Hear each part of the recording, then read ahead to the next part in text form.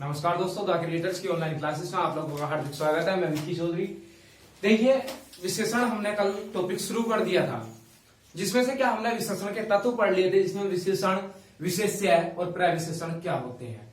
आज हमें पढ़ने हैं कि विशेषण कितने प्रकार के हैं और कैसे कैसे उनके बारे में पूरी डिटेल से पढ़ना है। तो भाई बता दिया था कि विशेषण कितने प्रकार के, 4 या कितने, फिर 5 प्रकार के।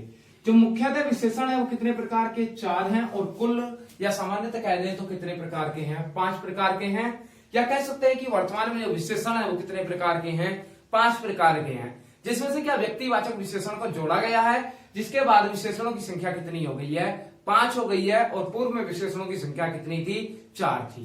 तो देखो, पहला विशेषण था हमारा गुणवाचक विशेषण, गुणवाचक विशेषण। और दूसरा जो विशेषण था, पहले में सारे लिख देते हैं एक बार। दूसरा है संख्यावाचक विशेषण, संख्यावाचक विशेषण। और तीसरा था परिमाणवाचक विशेषण।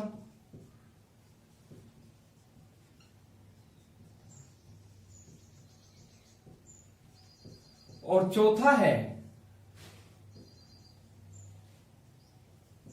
सांकेतिक या सार्वनामिक विशेषण।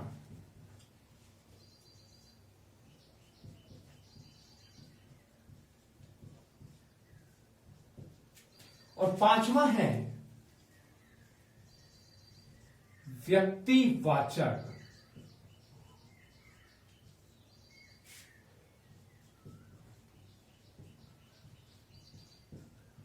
विशेषण।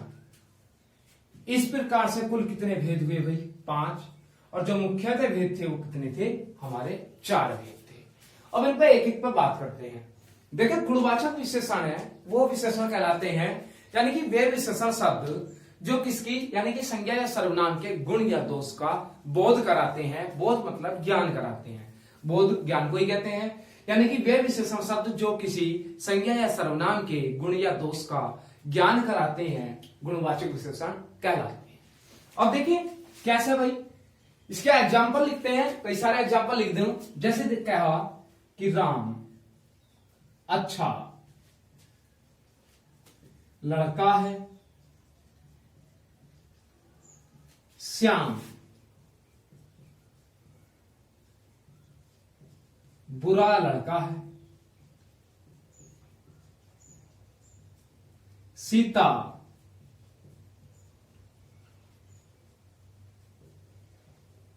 कमजोर लड़की है, मोहन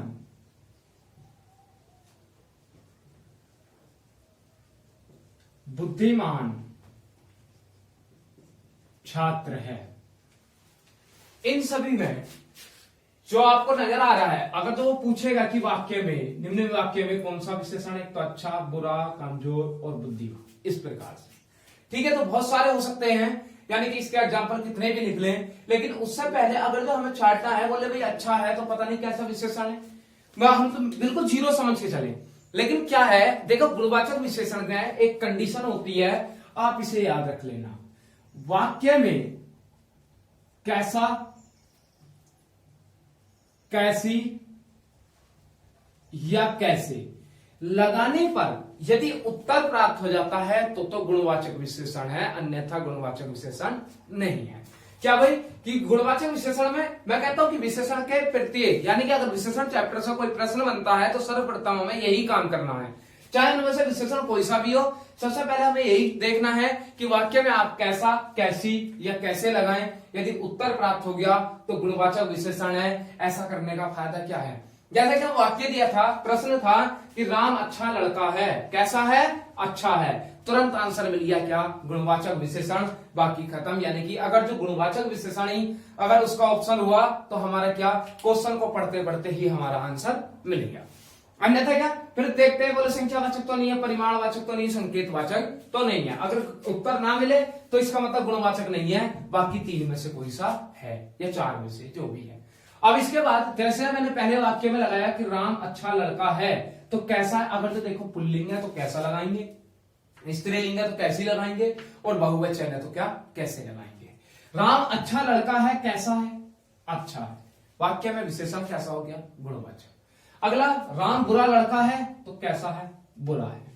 सीता कमजोर लड़की है, कैसी है, कमजोर है। मोहन बुद्धिमान छात्र है, कैसा है, बुद्धिमान है। अब मैं कह दूं कि बच्चे बुद्धिमान हैं तो कैसे हैं, बुद्धिमान है। अगर कैसे या कैसी या कैसे लगाने पर तीनों कंडीशन में यदि उत्तर प्राप्त हो जाए तो गुणवाचक विशेषण है, अन्यथा गुणवाचक विशेषण नहीं है। उम्मीद करता हूं समझ में आ गया होगा गुणवाचक विशेषण। इसके बाद बात करते हैं किसकी, बोले भाई संख्यावाचक विशेषण की। देखो संख्यावाचक विशेषण क्या होगा, देखो इनके सभी के नाम में है। अब गुण का मतलब आप गुण से नहीं, सिर्फ क्या इसमें जैसे कि हमने वाक्य लिखे गुणवाचक विशेषण में, इसमें गुण था, गुण का मतलब गुण से नहीं था केवल, उसके दोष से भी था। अगर दोष है तब भी और गुण है तब भी। संख्यावाचक विशेषण है तो इसमें आ रहा है एक संख्या। बोले भाई कहीं ना कहीं संख्याओं का जिक्र जरूर हुआ होगा, और संख्याओं का जिक्र होगा तो संख्याएं क्या, अगर हम मैथमेटिक्स में पढ़ते हैं तो संख्याएं कैसी होती हैं, एक तो होती हैं हमारी निश्चित संख्याएं और एक कैसी होती हैं, अनिश्चित। अब निश्चित संख्याएं, संख्याओं को दो भागों में बांटा गया, एक तो कैसी भाई निश्चित संख्याएं, निश्चित संख्याएं, और दूसरी अनिश्चित संख्याएं। अब भाई निश्चित संख्याएं क्या होंगी और अनिश्चित संख्याएं क्या होंगी। निश्चित संख्याएं वो होती हैं जैसे कि मैं लिख देता हूं दो, दो तो क्या है निश्चित संख्या, और मैं क्या लिख दूं कुछ, क्या लिख दिया कुछ, कुछ क्या है अनिश्चित। हो सकता है कुछ का मतलब भाई वो थोड़े से भी हो सकता है, अधिक लिख दूं तो अधिक का मतलब बहुत ज्यादा है, ये नहीं पता कितना होता है। यानी कि वे संख्याएं जो हमें निश्चितता का बोध कराती हैं वो क्या कहलाते हैं, निश्चितता का बोध कराती निश्चित संख्याएं। और जो अनिश्चितता यानी कि जिनके बारे में हमें पता पूर्णतः ज्ञान ना हो वो कैसी संख्या कहलाती हैं, अनिश्चित संख्याएं। अब बस इसे क्या विशेषण से जोड़ देते हैं। विशेषण की परिभाषा क्या आती है, संज्ञा या सर्वनाम की विशेषता बताने वाले शब्दों को क्या कहते हैं, विशेषण। ठीक, अब इसमें क्या, लेकिन किसके रूप में है, संख्या के, यानी कि वे शब्द या कहते हैं कि वे संख्याएं जो संज्ञा या सर्वनाम से ठीक पहले आकर उसकी विशेषता को बताते हैं, संख्यावाचक विशेषण कहलाते हैं। अब जैसा वाक्य लिखते हैं, अब मैंने लिखा कि राम एक दर्जन, राम एक दर्जन केले लाया है, एक दर्जन केले लाया है। अगला कह दिया कि पिताजी 10 आम लाए हैं। सीता कुछ पेन लाई है। राधा कुछ ऐसे लिखे, राधा थोड़े ऐसे लिखे, राधा थोड़े फल नहीं, इसमें क्या लिखे, राधा थोड़े खिलौने, राधा थोड़े खिलौने लाई है। राम बहुत सारे पेन लाया है। ये वाक्य लिख दिए। अब इन वाक्यों को पहले वाक्य में देखे जैसे कि पहला वाक्य है कि राम एक दर्जन केले लाया है, तो एक दर्जन 10 है, कुछ है, थोड़े है, बहुत सारे है। ये सभी के सभी क्या है, यानी कि देखने में ऐसा लग रहा है, देखे भाई एक दर्जन है, एक है तो संख्या है, असंख्या है तो निश्चित संख्यावाचक विशेषण। दूसरा है 10 है, 10 भी क्या है, संख्या है, संख्या कैसी है, निश्चित है, तो यानी कि क्या हो गया, निश्चित संख्यावाचक विशेषण। सीता कुछ पेन लाई है, कुछ क्या है, अनिश्चित है, तो यानी कि अनिश्चितता का बोध कराए तो क्या हो गया, अनिश्चयवाचक विशेषण। अब भाई राधा थोड़े खिलौने लाई है, तो थोड़े क्या है, अनिश्चित है, तो अनिश्चित संख्यावाचक विशेषण। राम बहुत सारे पेन लाया है, तो बहुत सारे यानी कि हो सकता है 10 लाया हो, 20 लाया हो, तो यानी कि ये क्या कहलाया कि राम बहुत सारे पेन लाया है, तो ये भी क्या हो गया, अनिश्चित संख्यावाचक विशेषण।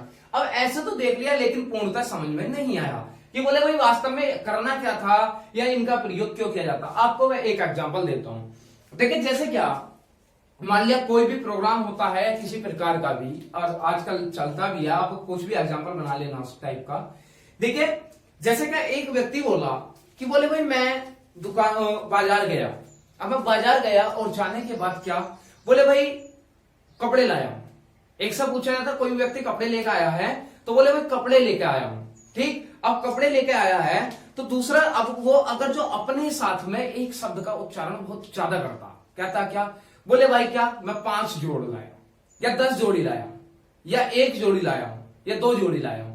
अब वो 1 जोड़ी या 2 जोड़ी, अब मान लिया अब मैं ही था, मैं अगर मान लिया 2 जोड़ी कपड़े लेकर आया और 2 जोड़ी कपड़े लेकर आया, दूसरा व्यक्ति पूछने लगे बोले भाई क्या लाए हो, बोले कपड़े लेकर आया।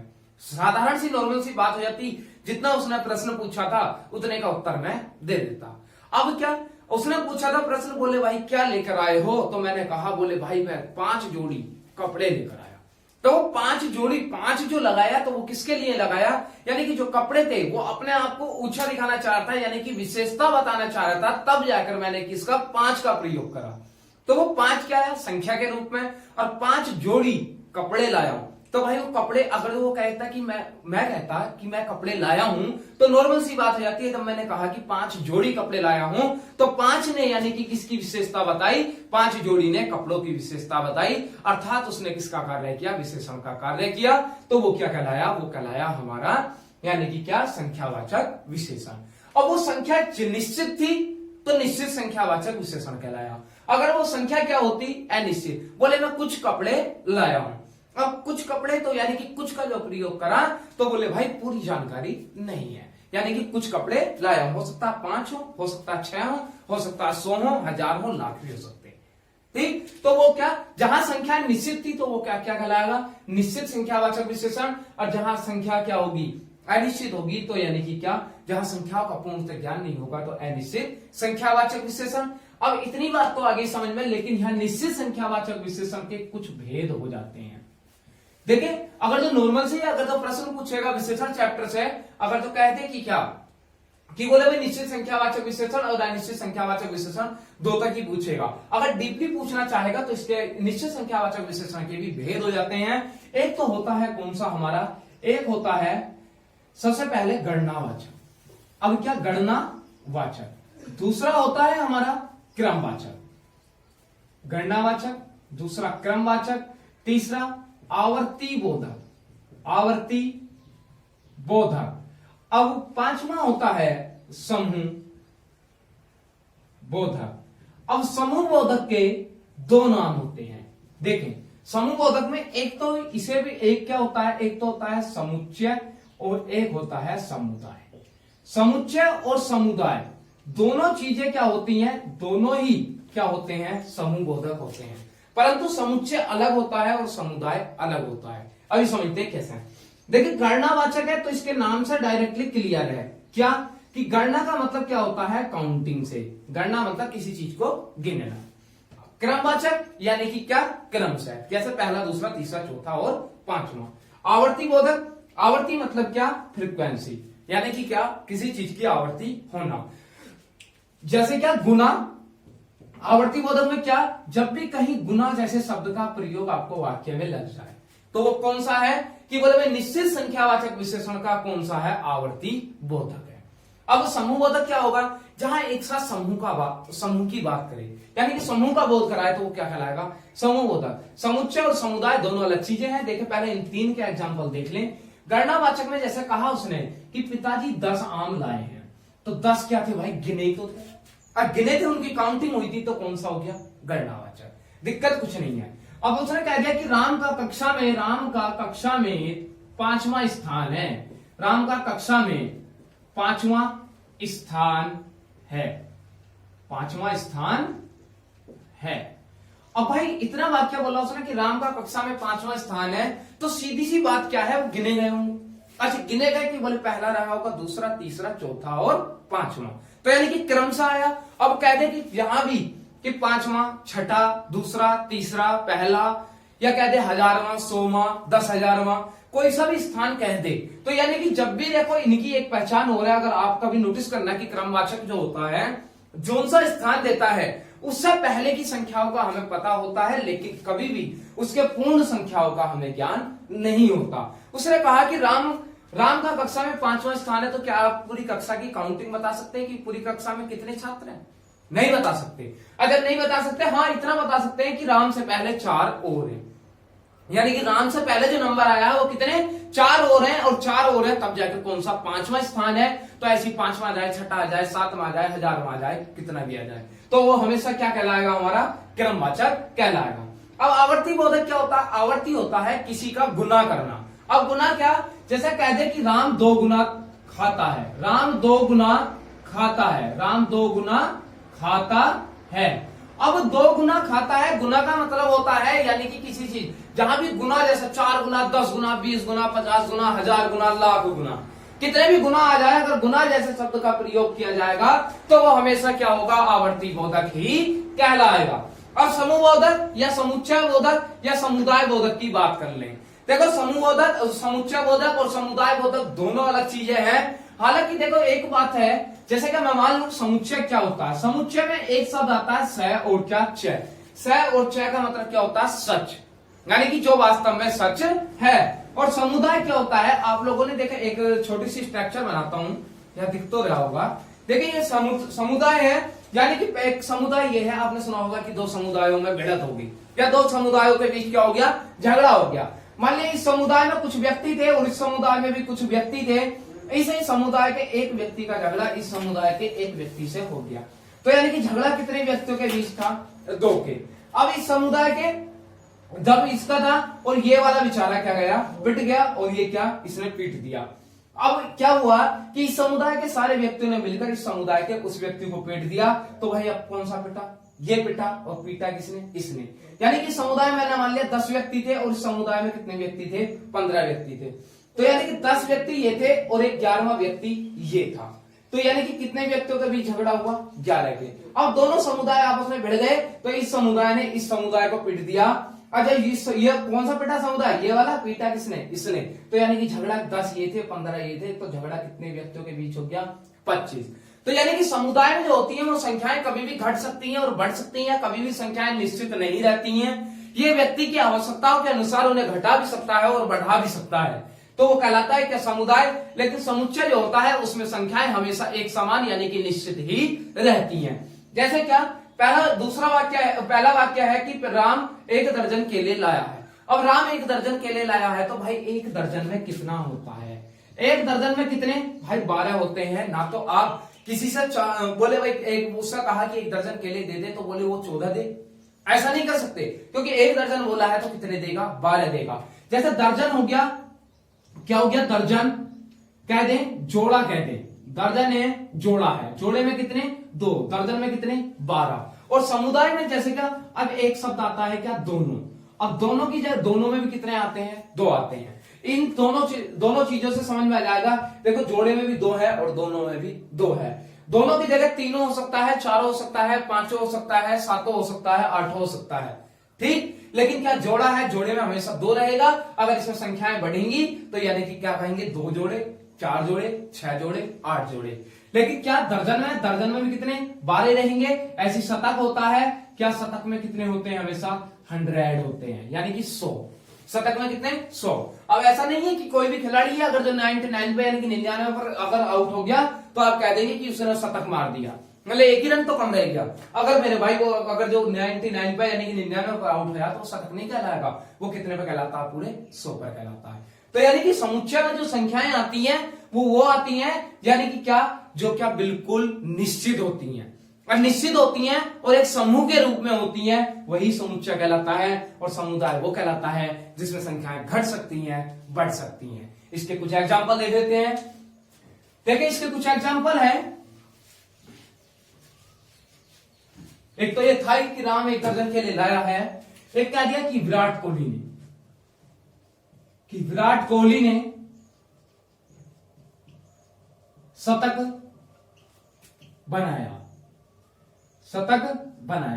तो शतक आया। अगला कहा कि बैलों की जोड़ी अच्छी है।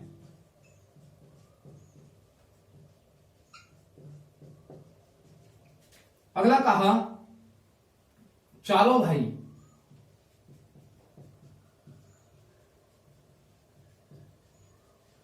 घूमने गए हैं। चारों भाई घूमने गए हैं, ये वाक्य है। अब पहला वाला वाक्य है, आप बताएं इसमें से कौन सा होगा, समुच्चय होगा या समुदाय होगा। देखिए उसने कहा कि विराट कोहली ने शतक बनाया, तो शतक ना भाई निश्चित होता सो ही होते हैं, उसका आप ना तो कम कर सकते हो ना ही ज्यादा कर सकते हैं। तो क्या हो गया, समुच्चयबोधक का। बैलों की जोड़ी अच्छी है। अब जोड़ी में कितने होते हैं भाई, 2 होते हैं। कभी भी ऐसा नहीं है कि 3 है तो 3 बैल होंगे तो उन्हें जोड़ी बोल देंगे कि एक जोड़ी बैल है। बैलों की जोड़ी कितनी, 2 की होती है। तो भाई ये भी किसका हो गया, समुच्चय का। चारों भाई घूमने गए हैं। भाई चारों में 5 भी तो हो सकता था, 7 भी हो सकता था, 3 हो सकता था। तो भाई यानी कि संख्याएं घट व बढ़ सकती हैं। तो यानी कि किसमें गया, समुदाय बोधक। उम्मीद करता हूं ये समुच्चय और समुदाय समझ में आया हुआ। तो भाई ये किसके हो गए, ये निश्चित संख्यावाचक विशेषण के। अनिश्चित संख्यावाचक विशेषण के क्या थे, जहां कोई कुछ आदि जैसे शब्दों का प्रयोग किया जाए, परंतु हो क्या, काउंटिंग वाली वस्तु हो। ऐसा नहीं है। देखिए अभी एक चीज और बताएंगे आगे, देखो परिमाणवाचक में आएगी वो चीज, अभी देखते हैं क्या होता है। देखो परिमाणवाचक विशेषण है, परिमाण होता है देखो किसी की मापतोल करना, यानी कि मापतोल का बोध कराने वाले शब्द जो होंगे, और किसके, यानी कि क्या, संज्ञा या सर्वनाम की विशेषता बताने का भी कार्य करें। यानी कि वे शब्द, यानी कि वे संख्याएं जो किसी की मापतोल यानी कि संज्ञा या सर्वनाम की मापतोल का बोध कराते हैं, वो क्या कहलाते हैं, परिमाणवाचक विशेषण कहलाते हैं। अब देखो परिमाणवाचक विशेषण भी कितने भेद होते हैं, 2 भेद। एक तो क्या, निश्चित परिमाणवाचक विशेषण, थोड़ा शॉर्ट में लिख रहा हूं समझ लेना, यह है निश्चित परिमाणवाचक विशेषण, और एक होता है अनिश्चित परिमाणवाचक विशेषण। संख्यावाचक विशेषण में क्या था, सिर्फ काउंटिंग थी, गिनती थी, यानी कि जो वस्तुएं गिनी जा सकती हैं। लेकिन परिमाणवाचक में क्या है, उनकी माप तोल होगी। यानी कि ये किसका बोध कराएंगे, ये कराएंगे माप तोल का, यानी कि जो वस्तुएं हम माप तोल कर ले सकते हैं। जैसे क्या, अब मैं कह दूं कि राम 10 किलो सेब लाया है, राम 10 किलो सेब लाया है। अगला कह दें कि सीता 5 किलो चावल लाई है, 5 किलो चावल लाई है। अगला कह दिया कि राम कुछ चावल कुछ सेब लाया है, सीता थोड़े से चावल लाई है, अगला कह दिया कि राम अधिक दूध पीता है, राम अधिक दूध पीता है। यह वाक्य देखिए। अब इन वाक्यों को देखें, देखा जैसे क्या दिया है, 10 किलो, 5 किलो, कुछ, थोड़े से और अधिक। देखिए कहा कि राम 10 किलो सेब लाया। भाई सेब किलो लाया है तो तोलकर लाया होगा। अच्छा तोलकर लाया है और लेकर कितने आया, 10 किलो। तो 10 किलो क्या है, निश्चित है, और निश्चित है तो क्या कहलाया, निश्चित परिमाणवाचक विशेषण। सीता 5 किलो चावल लाई है तो 5 किलो क्या है, निश्चित है, तो यानी कि ये क्या कहलाया, निश्चित परिमाणवाचक विशेषण। अगला कहा कि राम कुछ सेब लाया है, तो कुछ क्या है भाई, कुछ सेब लाया है। अब ऐसा तो है नहीं भाई, सेब जो लाते हैं तो किसमें भाई, हमेशा तोलकर लाते हैं। अगर तोलकर लाते हैं तो यानी कि क्या, कुछ सेब लाया है, तो कुछ का मतलब क्या हो गया भाई, पता नहीं 1 किलो लाया है, 2 किलो लाया है, 10 किलो लाया है, या 100 ग्राम लाया है, या 200 ग्राम लाया है। तो भाई कुछ यानी कि अनिश्चितता हो गई, तो क्या हो गया, अनिश्चित परिमाणवाचक विशेषण। सीता थोड़े से चावल लाई है। भाई चावल हमेशा किस में लिए जाते हैं, तोल में लिए जाते हैं। कभी ऐसा नहीं है कभी दुकान पर जाकर कह दी बोले भाई 100 चावल दे दे या 1000 चावल दे दे, ऐसा नहीं कहते। कभी कहते हैं कि बोले 100 ग्राम, 200 ग्राम, 1 kilo, 10 kilo, 20 kilo, 50 kilo, 1 quintal, 2 quintal, ऐसा बोलते हैं। तो भाई क्या, थोड़े से का मतलब हो सकता है कि कोई व्यक्ति 5 किलो को थोड़े से समझ रहा हो सकता है कोई व्यक्ति 50 ग्राम को थोड़े से समझ रहा हो सकता है कोई आधा किलो को थोड़े से समझ रहा हो। तो भाई थोड़े से भाई निश्चित नहीं है। अगर निश्चित नहीं है तो क्या कहलाया, अनिश्चित परिमाणवाचक विशेषण। ये भी किसका था, अनिश्चित का, और ये दोनों किसके थे, निश्चित के। राम अधिक दूध पीता है। भाई दूध किसमें, यानी कि लीटर में करते हैं हम, लीटर में या किलो में, और लीटर में किलो में अधिक दूध पीता है। भाई अगर जो उसकी कैपेसिटी हो 2 लीटर दूध पीने की, तो भाई वो क्या कहलाएगा, किसी की हो सकता है 2 लीटर उसे अधिक लग रहा हो सकता है किसी को 200 ग्राम या अधिक लगता हो सकता है किसी को 100 ग्राम या अधिक लगता हो, वो अपनी अपनी कैपेसिटी के अनुसार है, यानी कि जितनी क्षमता है। बोले राम अधिक दूध पीता है, अधिक भाई अनिश्चित है, और जब अनिश्चित है तो यानी कि क्या कहलाया, अनिश्चित परिमाणवाचक विशेषण। देखें गुणवाचक, संख्यावाचक और परिमाणवाचक विशेषण ये तीनों कंप्लीट हो गए। अब इसके बाद हम पढ़ते हैं कौन सा, सांकेतिक या सारनामिक विशेषण। और आप लोगों से निवेदन है कृपया चैनल को सब्सक्राइब करते रहें, अधिक से अधिक शेयर करते रहें, जिससे आपके अन्य साथी भी इसका लाभ ले सकें। और कमेंट बॉक्स में जरूर लिखा करें, जैसी भी क्लास लगा करें कुछ ना कुछ लिखा करें जरूर, ठीक है। अगर आप क्लास देखते हैं तो कम से कम 30 सेकंड का समय लगता है, ज्यादा नहीं, आप कुछ लिखा करें, जरूर लिखा करें, ठीक है। अगर जो आपको कोई क्वेश्चन भी होता है तो क्वेश्चन आप कमेंट बॉक्स में लिख दें, नेक्स्ट क्लास में वो क्वेश्चन आपका करा देंगे, ठीक है। उसके बाद पढ़ते हैं कौन सा, सांकेतिक या सारनामिक विशेषण। देखो सांकेतिक का मतलब क्या होता है, देखो सांकेत करते हैं किसी की ओर को संकेत करना या इशारा, संकेत होता है इशारा, यानी कि किसी की ओर को संकेत करना या इशारा करना। अब सारनामिक का क्या होता है, देखो सर्व, सर्व का मतलब क्या होता है, सर्वनाम, और नामिक मतलब, नाम मतलब संज्ञा, यानी कि संज्ञा और सर्व, यानी कि संज्ञा से पहले आने वाला सर्वनाम क्या कहलाता है, सारनामिक विशेषण। बात समझ में आ रही है, शब्दों में छिपा हुआ होता है भाई सब कुछ इसमें, क्या है सर्व और ये क्या है नामिक। सर्व का मतलब क्या, सर्वनाम से, और नामिक का मतलब यानी कि नाम का मतलब किससे, संज्ञा से, यानी कि संज्ञा से पहले आने वाले सर्वनाम क्या कहलाते हैं, सारनामिक विशेषण। इसका दूसरा नाम होता है क्या, संकेतवाचक विशेषण। ये जब सर्वनाम पढ़ाए थे तब उसमें मैंने बहुत अच्छे से क्लियर कराया है, अगर जिसने ना देखी हो क्लास तो सर्वनाम की क्लास देख लेना प्लेलिस्ट में जाकर। और देखिए कुछ व्यक्ति कह रहे हैं कि बोले क्लासें नहीं मिल पा रही, तो मैं उन्हें बता देता हूं, जैसे कि चैनल है, हमारा चैनल है द क्रिएटर्स कोचिंग के नाम से।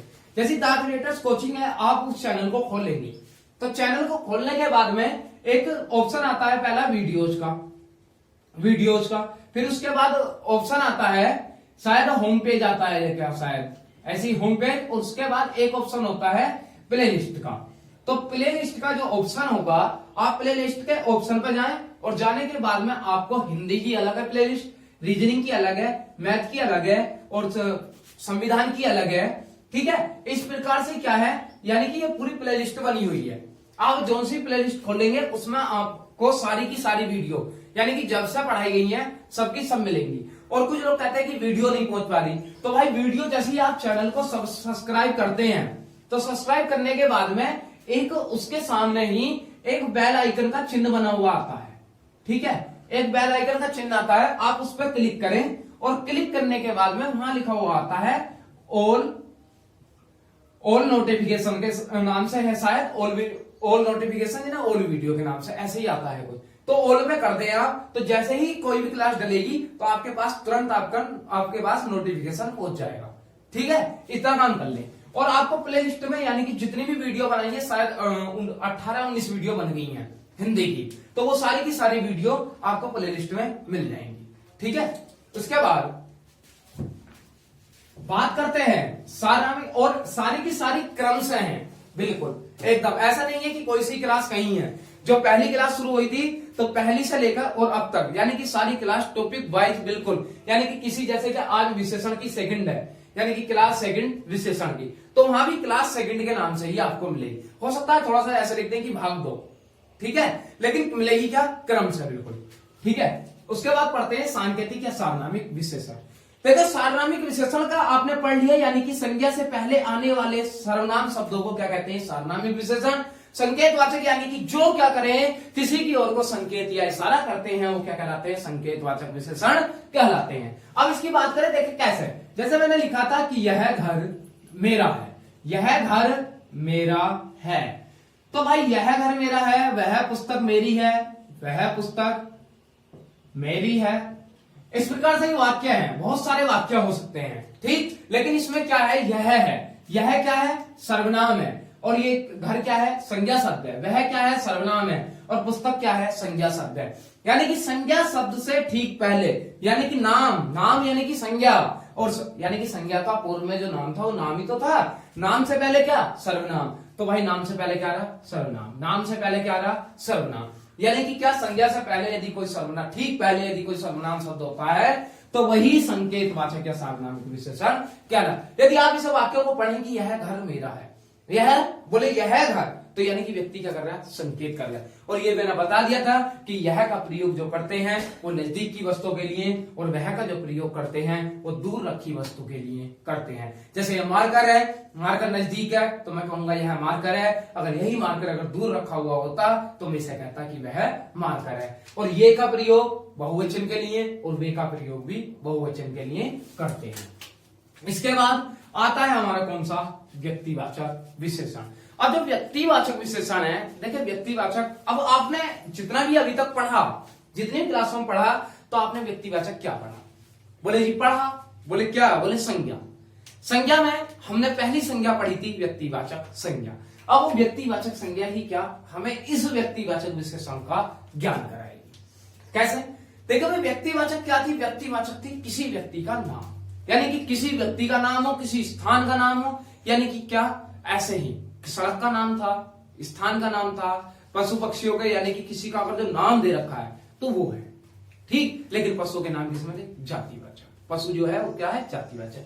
ऐसे क्या व्यक्तिवाचक विशेषण। अब इसमें से क्या मैं कह दूं, एक जैसे कि मैंने शब्द दिया मुरादाबाद, क्या दिया, मुरादाबाद।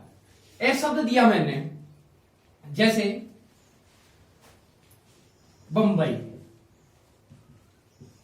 एक शब्द दिया मैंने इलाहाबाद, एक शब्द दिया हैदराबाद, एक शब्द दिया बनारस, बनारस भी तो शहर का नाम है ठीक। अब इसके बाद इतने ही देख लें, सीधे अब मुरादाबाद है, ये सारे के सारे संज्ञा शब्द है, और संज्ञा शब्द है, और संज्ञा भी कैसी है इनमें समझ, व्यक्तिवाचक।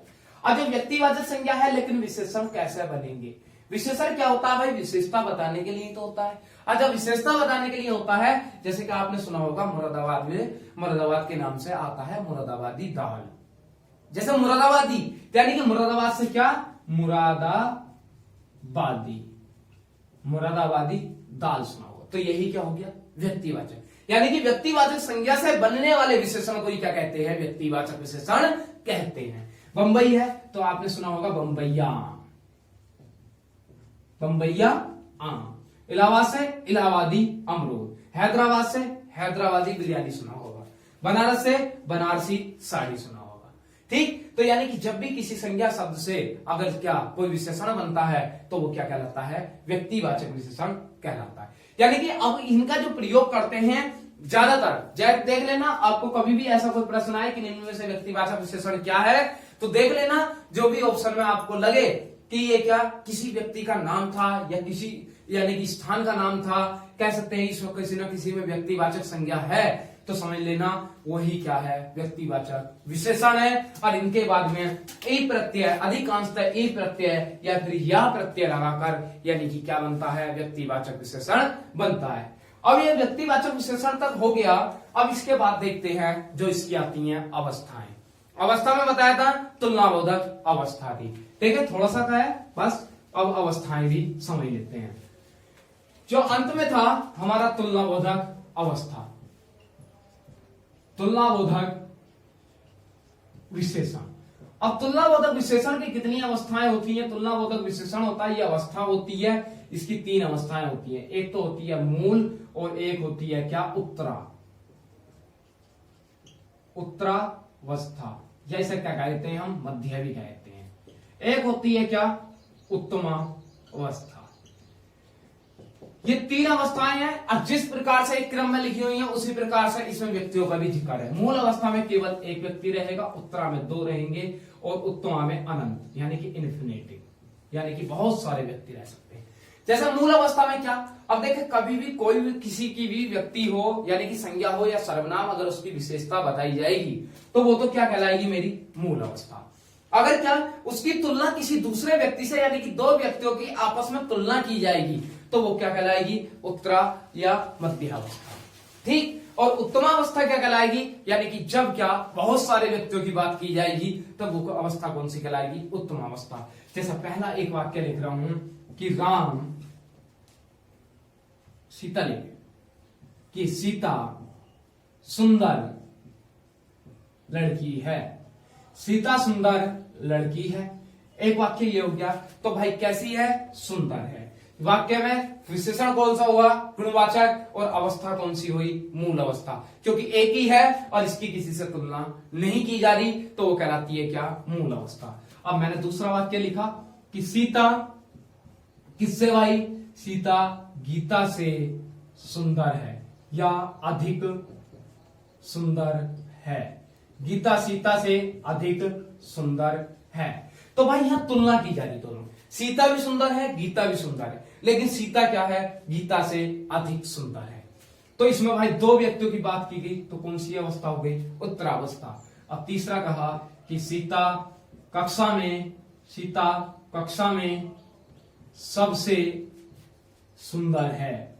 सीता कक्षा में सबसे सुंदर है। तो भाई यहां दो व्यक्तियों से बढ़कर यानी कि बहुत सारे व्यक्तियों की बात कर दी। तो भाई जब भी क्या यानी कि क्या सुंदर है, सीता कक्षा में सबसे सुंदर है, तो इसमें भाई बहुत सारे व्यक्ति थे और उन बहुत सारे व्यक्तियों में से किसी एक को सर्वश्रेष्ठ बता दिया जाता है, तो वो अवस्था कहलाती है कौन सी? उत्तमा। और यानी कि जब क्या दो व्यक्ति हों और दो व्यक्तियों में से किसी एक को कम और एक को अधिक बताया जाता है, तो वो कौन सी अवस्था कहलाती है? उत्तरा। और जब एक ही व्यक्ति हो उसके ही गुण दोष को बताया जाता है, तो कौन सी अवस्था कहलाती है? मूल अवस्था कहलाती है। देखिए हमारा विशेषण का टॉपिक यहाँ कंप्लीट हो गया। नेक्स्ट क्लास में जो होगा हमारा क्रिया का टॉपिक होगा। ठीक है, तब तक के लिए आप लोगों का बहुत बहुत धन्यवाद। चैनल को सब्सक्राइब करते रहें और यानी कि शेयर करते रहें और कमेंट बॉक्स में जरूर अपनी राय लिखा करें। ठीक है, मिलते हैं।